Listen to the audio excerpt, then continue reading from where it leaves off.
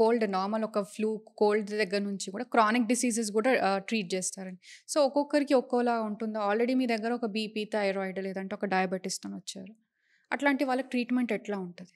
Hyper tension అంటే ఏంటి? Blood pressure, blood వెసల్‌లో flow అవ్వాల్సిన బ్లడ్ అంతకంటే దానికి మించి. ఫాస్ట్‌గా యాహ్! ఫ్లో అవుతాం వల్ల మైక్రోస్కోపిక్ టేర్ హ్మ్. పగలటం వల్ల బీపీ వస్తుంది. అది మనకి ఇండికేషన్ ముందు చెప్పి రాదు. మనకు తెలిసేటప్పటికే కొద్దిగా ఇబ్బందికర పరిస్థితిలో ఉంటాము. ఒకప్పుడు పెద్దవాళ్ళకి వచ్చేది, ఇప్పుడు చిన్న చిన్న పిల్లలకు కూడా బీపీలు వస్తున్నాయి, 2030స్‌కి కూడా వచ్చేస్తున్నాయి. సో దానికి బీపీకి, హైపర్ టెన్షన్కి ట్యాబ్లెట్లు వేసుకోవటం, జీవితాంతం ట్యాబ్లెట్లు వేసుకోవటం కాకుండా, ఇప్పుడు ఇదే హైపర్ టెన్షన్ అంటే బ్లడ్ వెజల్స్, బ్లడ్ వెజల్స్ కూడా సెల్సేగా. Yeah! Ultimately we'll land up at cells only, true. True. Addressing the cells properly. ఇక డయాబెటీస్ అన్నారు మీరు. అసలు డయాబెటీస్ అంటే ఏంటి?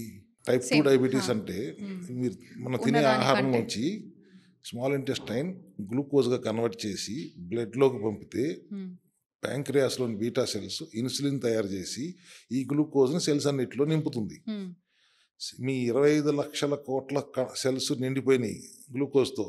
తర్వాత గ్లూకోజ్ ఇంకా మిగిలి ఉంటే బ్లడ్లో లివర్కి చెప్పి ఫ్యాట్ కింద మారుస్తుంది, ట్రైగ్లిజరైడ్స్ కింద మారుస్తుంది, ఎడిపోస్ టిష్యూస్, ఫ్యాట్ సంచులు.